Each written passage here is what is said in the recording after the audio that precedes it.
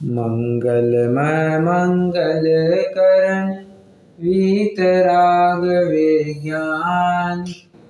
नमो ताहि जात भय अरहंतादि महान। करि मंगल करि हो महा ग्रंथ करण को काज। जात मिलै समाज सब पावे निज पद राज। बहुविधि मिथ्या गहन करि मलिन भयो निज भाव। ताको होत अभाव है सहज रूप दर्शाव।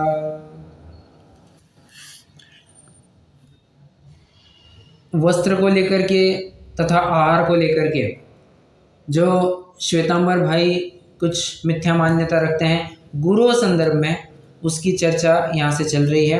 वस्त्र की चर्चा तो अपन पूरी कर चुके हैं, आहार संबंधी जो चर्चा है वो यहाँ से चल रही है। उसका कहना है कि याचना किया तो क्या हुआ, इससे अतिलोक कहाँ हुआ और मुनि धर्म कैसे नष्ट हुआ, ये उसके दो प्रश्न हैं। और दिगंबर मुनि भी तो आहार के लिए निकलते हैं, तो सबसे पहले दिगंबर मुनि भी आहार के लिए निकलते हैं। इस बात को लेकर के कल अपना विशेष खुलासा हुआ था। तो बात इतनी आई थी कि देखो, तुम्हारे भी मुनियों को आहार ग्रहण करने की इच्छा है, हमारे भी मुनियों को आहार ग्रहण करने की इच्छा है, इसमें कोई शंका नहीं। दोनों भी आहार ग्रहण करने के लिए निकले हैं, परंतु दिगंबर मुनि राजों की विशेषता ये है, किसी के घर जाकर के मांगते नहीं हैं, एक शब्द बोलते नहीं है, मौन कवच लेकर के ही आहार के लिए निकलते हैं और मौन से ही लौट कर आ जाते हैं। जो कुछ भी करना है मौन पूर्वक ही पूरा होता है, एक शब्द से कुछ नहीं बोलते हैं।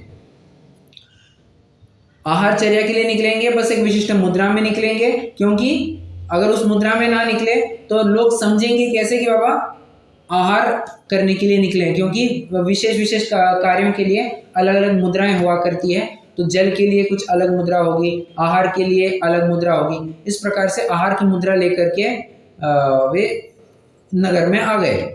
अब नगर में आ गए तो वे एक घर के सामने से गुजरते हैं। एक घर के कंपाउंड के दरवाज़ा खुला होगा तो ही अंदर जाएंगे, ऐसे खुद खोल करके अंदर नहीं जाएंगे, नहीं।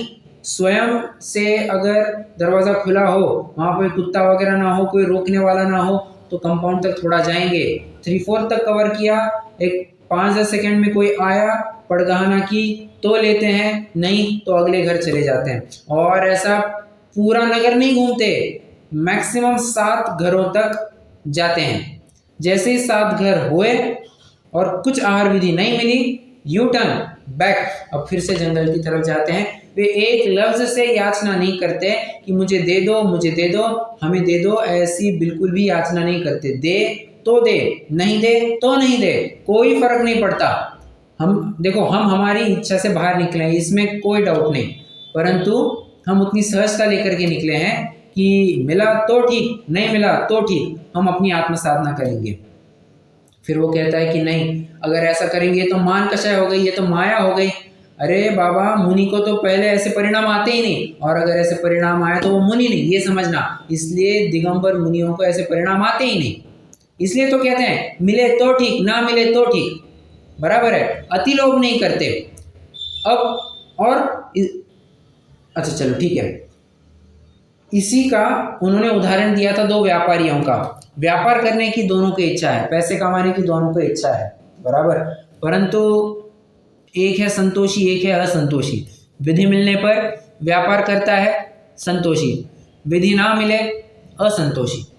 बस ऐसी कुछ बात दिगंबरों के और श्वेतांबरों में आपको रिस्पेक्टिवली लगाना है। दिगंबर संतोषी, श्वेतांबर को आप, मैं ज़्यादा क्या कहूँ, आप समझ जाइए, ठीक है। चलिए, अब उसके और 2 प्रश्न बचे हैं। क्या कि आहार मांगने से अतिलोभ कैसे हुआ, एक, और मुनि धर्म नष्ट कैसे हुआ, 2। इन 2 प्रश्नों का उत्तर अब यहाँ से पंडित साहब देने वाले हैं। पंडित साहब कहते हैं, पहले तो उसका प्रश्न ये है कि अतिलोभ कैसे हुआ। ये याचना करने से, आहार की याचना करने से, आहार मांगने से अतिलोभ कैसे हुआ। पंडित साहब कहते हैं, याचना करना यह एक लोक निंद्य कार्य है। और अपने अपमान को भी न गिनकर अगर कोई लोक निंद्य कार्य को करे उसे अति लोभ ही तो कहते हैं। जैसे जैसे फ्रॉड करना ये लोक पूज्य कार्य है या लोक निंद्य कार्य है?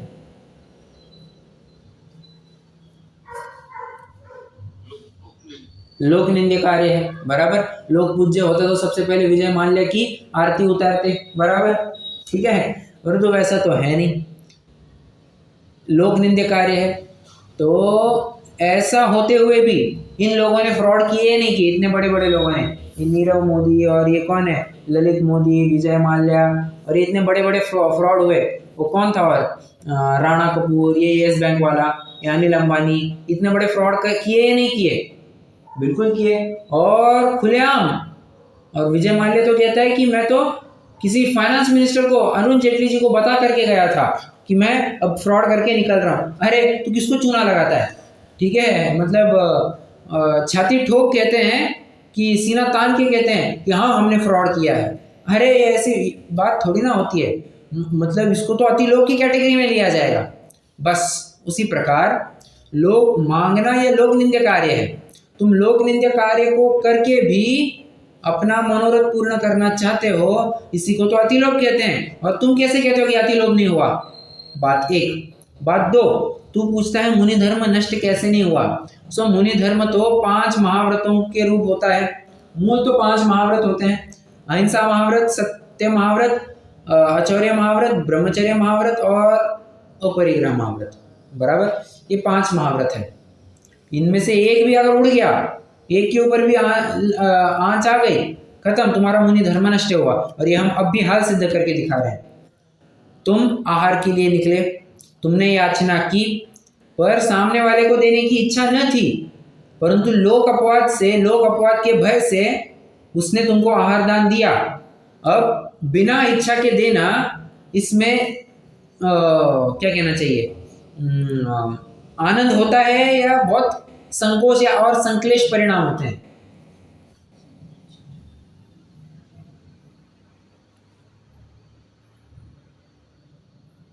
संक्लेश परिणाम हो जाएंगे, मन नहीं होगा, बराबर। और संक्लेश परिणाम होना हिंसा है या नहीं है?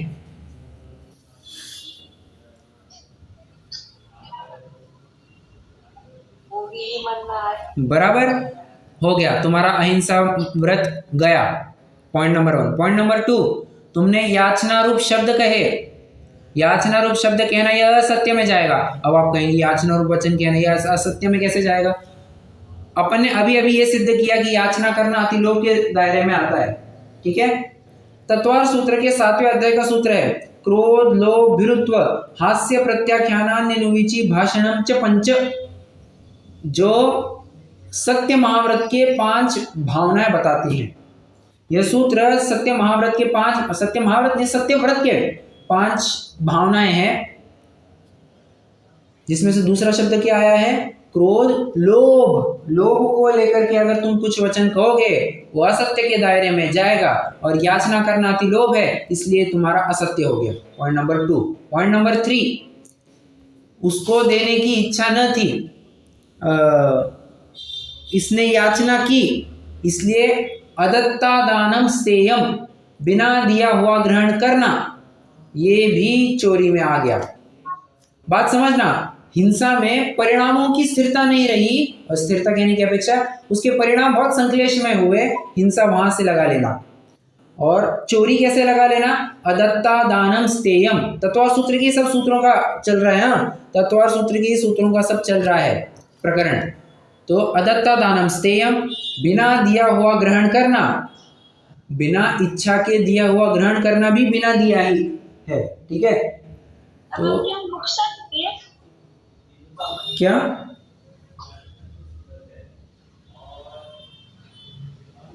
हाँ, तो ये चोरी के अंतर्गत चला जाएगा। पॉइंट 3। पॉइंट नंबर 4, तू तथा दातार के घर में स्त्री जैसी तैसी बैठी थी और वह चला गया, तो विकार होगा या नहीं होगा? कुशील होगा या नहीं होगा? बिल्कुल होगा। गया तुम्हारा ब्रह्मचर्य, ब्रह्मचर्य की बाढ़ में आपत्ति आ जाएगी। 4 पॉइंट। 5वां पॉइंट, तुमने आहार इकट्ठा किया और इकट्ठा करके उसको संग्रह किया और एक स्थान पर जाकर के कितने ही काल तक बनाए रखते हैं और फिर उसको खाते रहते हैं, ये परिग्रह हुआ या नहीं हुआ? क्यों? हम थोड़े ही टाइम पहले ये सिद्ध करके आए हैं, वस्त्रादिक का संग्रह इज इक्वल टू परिग्रह, अन्नादिक का भी संग्रह इज इक्वल टू परिग्रह। आहार किसी के घर जाकर के करना उसको तो परिग्रह नहीं कहा जाता है। बस यही बात यहाँ पर भी समझना। और जब तुम्हारे पांचों ही व्रतों में इतनी दिक्कत आ रही है, तुम कैसे नहीं कैसे ये रोप से कहते हो कि हमारा मुनि धर्म बना रहा है? ये संभव ही नहीं है, मुनि धर्म नष्ट हो गया तुम्हारा। कितने जनों को प्रकरण समझ में आया?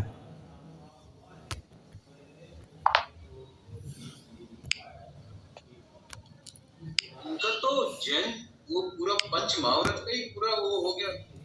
हाँ वही तो कह रहे हैं, तुम्हारे पांचों ही महाव्रत गए, क्या कहना चाहिए, सारे डूब गए। मुनि धर्म रहा या नहीं रहा? बिल्कुल नहीं रहा, नहीं रहा। तो तुम कैसे ये कहते हो कि हम मुनि हैं?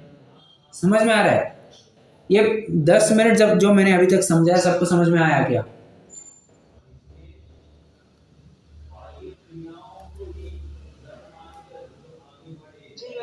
ओके चलो, अपन अभी एक काम करते हैं, फटाफट ये 2 पैराग्राफ पढ़ लेते हैं। पेज 155 पर आइए, लास्ट पैराग्राफ, वहां से पढ़ना स्टार्ट करते हैं। कोई पढ़ना चाहेगा?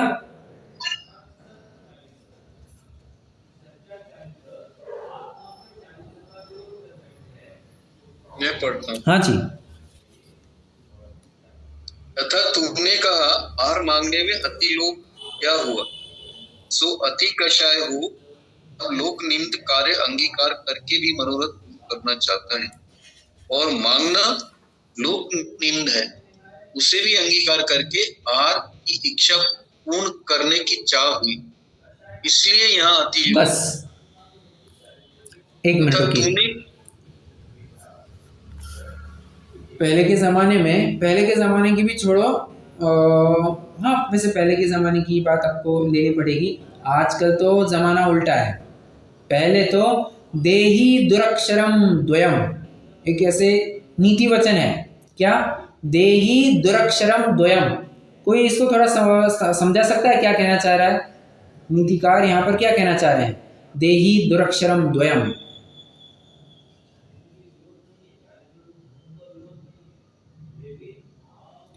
दे दो, ये 2 अक्षर दुरक्षर है। देही दुरक्षरम द्वयम, मुझे कुछ दे दो, मांगना, ये दुरक्षर माना गया है, ये बहुत दुरक्षर माना गया है। मतलब दुरक्षर मतलब समझ रहे हैं क्या? मतलब बहुत ही खराब शब्द माना गया है, बहुत खराब शब्द है। मांगने को बिल्कुल भी जगह नहीं रखी है। कितने ही कवियों ने ये डंके की चोट एक छंद लिखा है, तुलसी कर ऊपर कर करो, करतल कर न करो, और जादिन करतल कर करो, तादिन मरण करो। मतलब क्या? फिर से कर कर कर कर कर कर सुन के आपको थोड़ा कर कर होने लग गई होगी। तुलसी मतलब तुलसीदास। कर ऊपर कर करो मतलब क्या? कर ऊपर कर करो।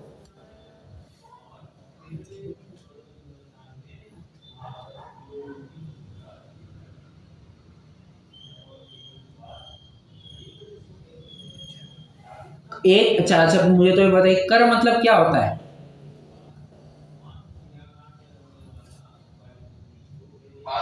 हाथ। और एक कर का अर्थ क्या होता है?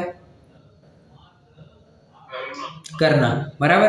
अब जब दोनों अर्थ आपके पास है, अब मुझे इस पंक्ति का अर्थ बताइए। तुलसी कर ऊपर कर करो,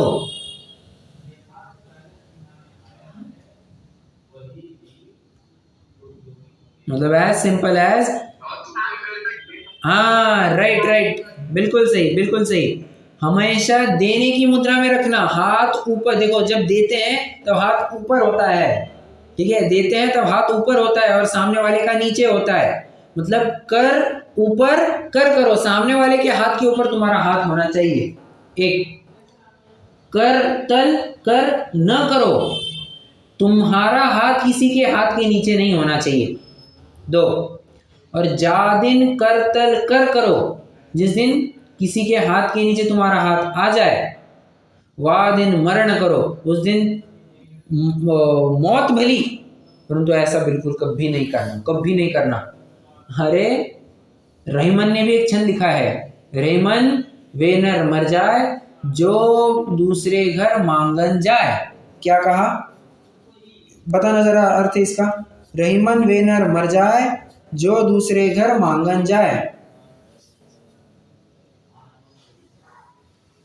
जो मांगने के लिए जाता है उससे तो वो पहले मर ही जाए। हाँ, मतलब वो मरे समान है, इतनी खतरनाक बात कही है। एक और नीतिकार का एक शेरो शायरी नहीं है, एक नीति वचन ही है। क्या, हे भगवान तुमने इतना नाइंसाफ क्यों किया? ये फैलाने वाले हाथ और टेकने वाले घुटने तुमने क्यों दिए? फैलाने से पहले और घुटने टेकने से पहले इन्हें काट क्यों नहीं दिया? ये क्यों तुमने ऐसा किया? ये फैलाने वाले हाथ तुमने क्यों दिए? ये नहीं कह रहे हैं कि भगवान को कि तुम सबके हाथ पैर काट दो, ना ना ना, वैसी बात नहीं। एक अलंकारिक भाषा में कथन किया है, वे कहना चाहते हैं कि अरे ये फैलाना, हाथ फैलाना, मांगना बिल्कुल भी योग्य नहीं है। पर आज तो जमाना ही पूरा उल्टा है। आज तो अधिकार से मांगते हैं, और मैं यूज़ करना नहीं चाहता, लोक में देखेंगे आप, लोक में लिटरली भीख मांगे जैसा मांगते हैं। और क्या मांगते हैं? शराब और पार्टी, भीख मांगे जैसे मांगते हैं, जैसे कभी मिला ही ना हो। मतलब इतनी खतरनाक शब्द भाषा में प्रयोग कर रहा हूँ, मतलब आप समझ सकते हैं कि कितनी नेक्स्ट लेवल, कितनी हाइट होगी, कितनी हाइट होगी। और लोगों को शर्म तक नहीं आती है मांगने में, बिल्कुल शर्म नहीं आती है। अब कैसे कहूँ, किसी को कुछ भी हो गया, मान के चलो किसी को आज शेयर मार्केट में बहुत अच्छा प्रॉफिट हो गया, अभी मैं जानता नहीं आपको पता है नहीं है, बट अभी एक बहुत ही नामी IPO अभी एक लिस्ट हुआ था, NSDL करके एक IPO था, एक NSDL करके कंपनी, उसका IPO आया और वो शेयर मार्केट में अभी लिस्ट हुआ, मतलब ट्रेडिंग के लिए अवेलेबल हो गया, शेयर मार्केट में आ गया वो। तो हमारे एक सर ने, मतलब एक अकाउंटेंट ही, हाँ सर भी कहने की बजाय एक अकाउंटेंट, हालांकि है तो सीनियर तो सर ही कहेंगे, उनको लगभग कुछ 2 लाख पर 56,000 कुछ प्रॉफिट हुआ। मतलब 25%, एक ही दो दिन में 25% प्रॉफिट हो गया। तो लोग तो सीधा कहने लग गए, पार्टी कब दे रहे, पार्टी कब दे रहे, पार्टी कब दे रहा है? कोई एग्जाम क्लियर कर गया, तू पार्टी कब दे रहा है? अरे एग्जाम क्लियर करना छोड़ो, एग्जाम क्लियर करने से पहले ही कहते हैं तूने एग्जाम क्लियर करना है और तूने हमको पार्टी देनी है। अरे बाबा तुमको खुशी हो रही तो तुम हमको पार्टी दो ना, खुशी तुमको हो रही है, हम क्यों करें? हाँ, ये तो ऐसे ही मैंने बात कह दी, बट लोग बिल्कुल भी शर्माते नहीं है, लज्जा बिल्कुल भी नहीं है मांगते हो। मैं पर्सनली कहूँ, मुझे कभी कोई चीज़ मांगने की नौबत आए ना, मुझे बहुत संकोच होता है। कभी कभी मजबूरी होती है कि कोई चीज़ मांगनी पड़ती है, उसके बिना काम होता नहीं है, परंतु वो भी थोड़ा सा जेन्युइन चीज़ ही मांगता हूँ मैं कभी पार्टी वगैरह, अपन देखो बाहर खाने का कोई सवाल नहीं, ना पार्टी मांगते हैं ना कुछ मांगते, अपन कुछ कभी ऐसा नहीं कहते। कोई चीज़ चाहिए भी रहेगी ना तो मैं बहुत अदब से कहता हूँ कि भैया तुम थोड़ी देर के लिए, मुझे ज़रूरत है, तुम मुझे दे सकते हो क्या? इतनी सिंपल सी बात, और अपन रिटर्न विथ थैंक्स कर देते हैं, उसको कुछ और देना हो तो दे भी देते हैं। तो बात मेरी कहने की इतनी है कि मेरे पर्सनल लेवल पर तो मांगना मुझे थोड़ा सा एक संकोच होता ही है। हाँ, माता पिता के सामने तो अपन कह ही सकते हैं, वो तो अपन अधिकार से कह सकते हैं, बट बाहर में कुछ कहना मुझे बहुत संकोच होता है। हाँ, लोगों की ऐसी प्रवृत्ति है ही नहीं।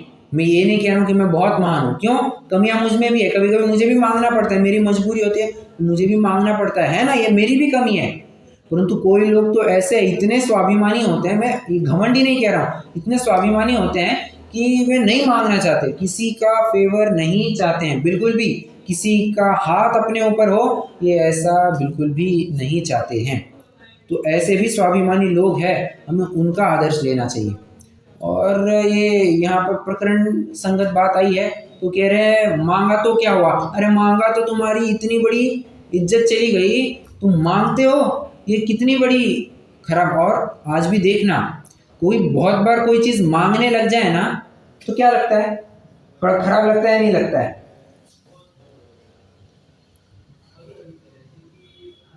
आपका क्या ख्याल है इस बारे में?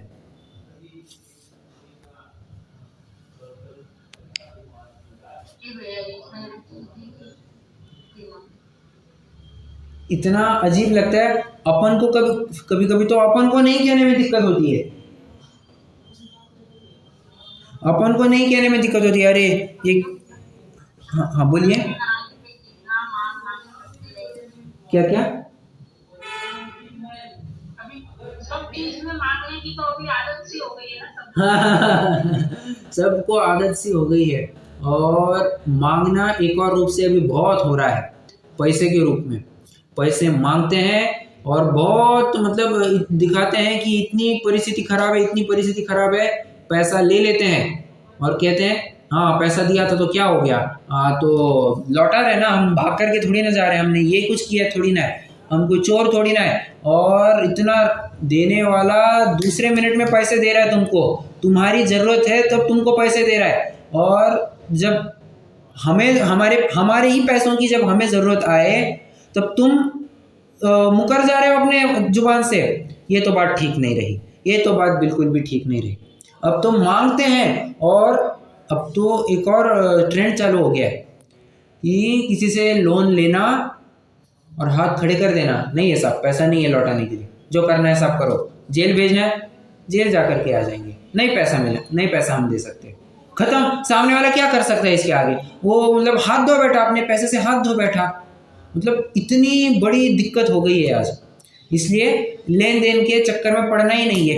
हाँ, कोई तुमको मांगे इससे पहले ही हम at the first stroke nip it at the bud, हम उसको पहले ही स्ट्रोक में ख़त्म कर देवे। कई बार होता है कि लोग आपसे आर्थिक रूप से सहायता करने के लिए कहेंगे कि आप थोड़ा सा हमें 1 लाख रुपया, 2 लाख रुपया, 5 लाख रुपया, 10 लाख रुपया, कुछ एक ऐसी अमाउंट दो, हम थोड़ा सा स्टेबल का होना चाहते हैं, हम व्यापार में लगाना चाहते हैं, हम थोड़ा से हमारे ऊपर थोड़ा सा कर्जा है, हम 2%, 3%, 4% से आपको देंगे, हमें कोई एतराज़ नहीं है, हम आपको दे देंगे पैसा। नहीं, नहीं मतलब नहीं, नो मीन्स नो, स्ट्रिक्टली आपको नहीं कहना चाहिए। ये मांगा और दिया, फंस गए, अब आपको ये समझना चाहिए आपका पैसा आएगा ही नहीं फिर से। इतनी दिक्कत होती है, मतलब क्या कहूँ, शायद आपको ये कहीं ना कहीं अनुभव तो ज़रूर आया होगा, हमें तो इस बात का बहुत एक्सट्रीम रूप से अनुभव आया है, इसलिए थोड़ा सा फूट फूट करके बाहर निकल रहा है। बट चलो खैर, अब उस बात के ऊपर भी ज़्यादा चर्चा करने में कोई विषय नहीं है, कोई मतलब नहीं है। अभी अपन तो अपने प्रकरण में आते हैं। तो मांगने, मैंने इतना प्रकरण काय के लिए उठाया, देही दुरक्षरम द्वयम, इस मुद्दे के ऊपर से मैंने चर्चा उठाई। और चूंकि यहाँ पर पंडित साहब स्वयं लिख रहे हैं कि मांगना यह लोक निंदा कार्य है, तो तुम लोक निंदा कार्य को कह करके अपना धर्म बना रहता है, ये कैसे कहते हो, ये अतिलोक की निशानी है। 1 मिनट, हाँ बस, हाँ हाँ जी बोलिए ना।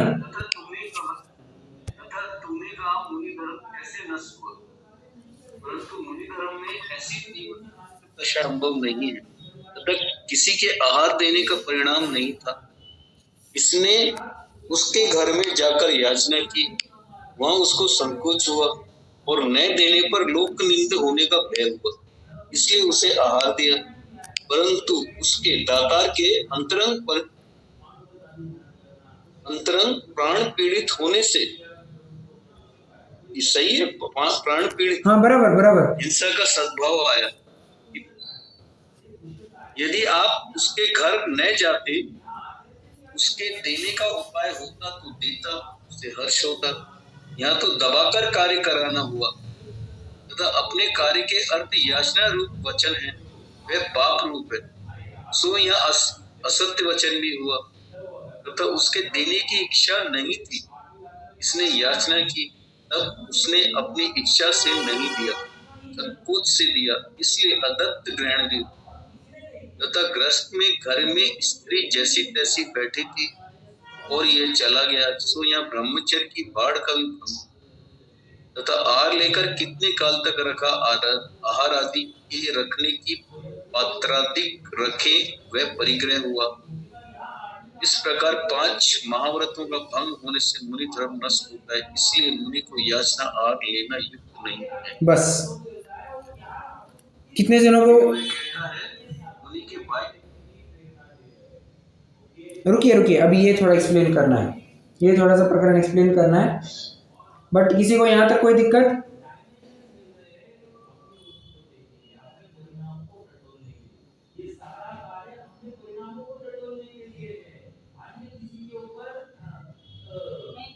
ओके चलो, अब नेक्स्ट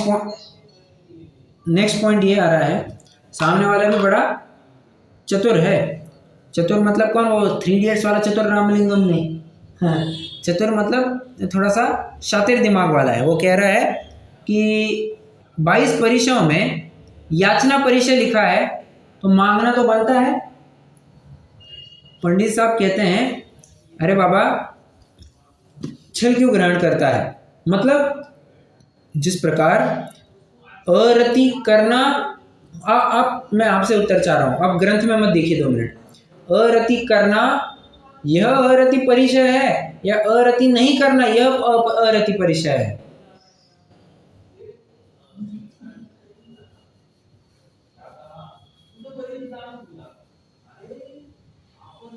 बताइए, किताब में मत देखिए अभी।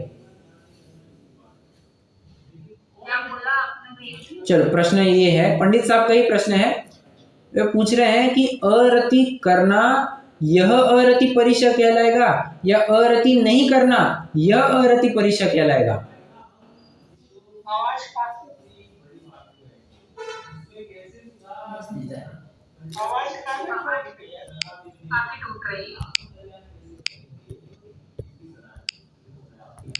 फिर से थोड़ी आवाज़ की दिक्कत हो गई थी, मैं प्रश्न एक बार फिर से पूछ रहा हूँ।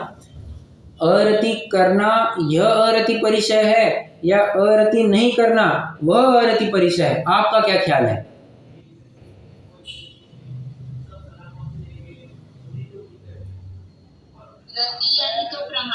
अरति अरति यानी प्रमाद नहीं न होना, ना अरति यानी आलस नहीं होना, नहीं होना।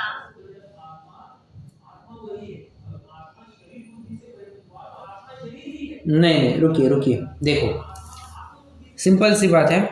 अरति करना ये तो अरति परिचय कैसे होगा? अरति अगर करेंगे तो साम्य भाव कैसे रहा?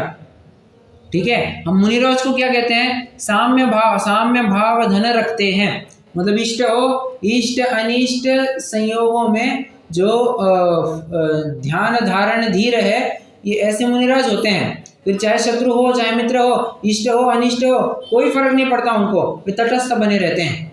बराबर है? बस जो वो बात यहाँ पर लगा लेना। अगर अरति करेंगे तो उनकी अरति परिचय कैसे होगा? अरति नहीं करना सो अरति परिचय है। उसी प्रकार याचना नहीं करना यह याचना परिचय है। मांगना याचना करना यह याचना परिचय कैसे होगा? अच्छा मुझे बताइए, यदि याचना करना याचना परिचय कहलाए, याचना परिचय कहो, याचना परिचय जय कहो, कुछ भी कहो, याचना परिचय कहलाए तो क्या आपत्ति होगी?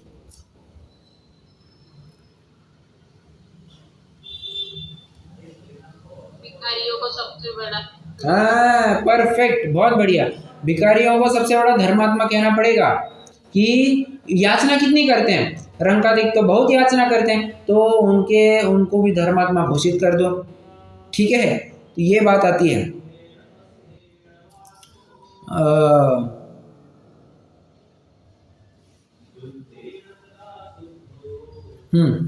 यही बात कह रहे हैं कि तू कह रहा है कि धर्म के अर्थ करते हैं, धर्म के अर्थ याचना करते हैं। सो तू अपना अपमान करा करके धर्म का क्या साधन करना चाहेगा? तू तो मांगता है अति लोभ को लेकर के, तू क्या धर्म साधन करना चाहेगा? ये बात तेरी पल्ले पड़ती ही नहीं है। ठीक है, आइए फटाफट एक पैराग्राफ कंप्लीट कर लेते हैं, फिर आज अपना टॉपिक क्लोज हो जाएगा। धर्म का अन्यथा से वो अपन कल से चालू कर पाएंगे। तो इतना पैराग्राफ पढ़ते हैं। हाँ जी, पढ़िए। फिर वे कहता है, मुनि के 22 परिचयों में याचना परिचय कहा है, सो मांगे बिना उस परिचय का सहना कैसे हो? समाधान, याचना करने का नाम याचना परिचय नहीं है, याचना न करने का नाम याचना परिचय है। समझ में आया? अरति करने के लिए अरति परिचय नहीं है, अरति न करने का नाम अरति परिचय है, ऐसा जानना। यदि याचना करना परिचय ठहरे तो रंकादि बहुत याचना करते हैं, उनके बहुत धर्म होगा। और कहोगे मान घटाने के कारण से परिचय कहते हैं, तो किसी कसाय कार्य के अर्थ कोई कसाय छोड़ने पर भी पापी ही होता है। जैसे कोई लोभ के अर्थ अपने अपमान को भी न गिने तो उसके लोभ की तीव्रता है, उस अपमान कराने से भी महापाप होता है। और आपकी कुछ इच्छा नहीं है, कोई स्वयं अपमान करे उसके महाधर्म है। परंतु यहाँ तो भोजन लोभ के अर्थ याचना करके अपमान कराया है, इसलिए पाप ही है, धर्म नहीं है। वस्त्रादि के अर्थ भी याचना करता है, परंतु वस्त्रादि कोई धर्म का अंग नहीं है, शरीर सुख का कारण है। इसलिए पूर्वो प्रकार से इसका निषेध जानना। देखो, अपने धर्म रूप उच्च पद की याचना करके नीचा करते हैं तो उसमें धर्म की हीनता होती है।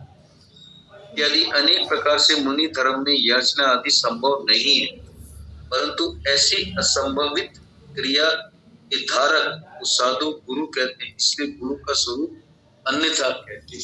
अब इसमें एक बात विशेष आई है, ये क्या कह रहे हैं कि ठीक है तुमने मान कषाय को उजागर नहीं किया, परंतु तुम्हारी लोभ कषाय को जागृत हो गए ना। मतलब एक कषाय को दबाया तो दूसरी कषाय खुल गई, दूसरी कषाय को दबाई तो तीसरी कषाय खुल गई। ये ऐसा चाहिए ही नहीं था हमको, ठीक है, ये ऐसा चाहिए ही नहीं था। तो कषाय को लेकर के हम, हाँ बोलिए, अच्छा नहीं होता इससे, क्या क्या अच्छा नहीं लगता। आपका ये कौन है? उनको जी भाई नहीं, हो गया। हाँ जी, तो कहने की बात इतनी है कि एक कषाय को तीव्र होता है, एक कषाय मंद हो गई तो दूसरी कषाय तीव्र होती है। जैसे मैं आपको एक बताऊं, एक सच्ची घटना है। ये एक जन ने कहा कि नहीं साहब, अभी मैं व्यापार धंधा छोड़ करके अब सब बंद कर चुका हूँ। तो मतलब लगभग 10-10, 12-12 घंटे जो व्यापार करता था, कुछ नहीं करता। तो क्या करते हो साहब? मैं दोपहर में सो लेता हूँ, थोड़ा सा टीवी वगैरह देख लेता हूँ। अब व्यापार धंधे के विषय से हट करके तुम्हें धर्म में लगना चाहिए था, तो तुमने क्या किया? तुम दुकान पर ही लगने लग गए, ठीक है, तुम ज़्यादा सोने लग गए। मतलब एक कषाय हटी कि दूसरी कषाय तुम्हारी तैयार है। तो ऐसा तो नहीं ना कर रहे हो तुम कि सब कषाय को ही मिटा रहे हो, ऐसी तो बात नहीं हो रही है तुम्हारी। ओके, ठीक है, चलिए कुछ प्रश्न हो तो पूछ सकते हैं, नहीं तो अपन अभी जिनवाणी स्तुति करेंगे। हो गया, ये प्रकरण सिंपल था, बहुत सिंपल था।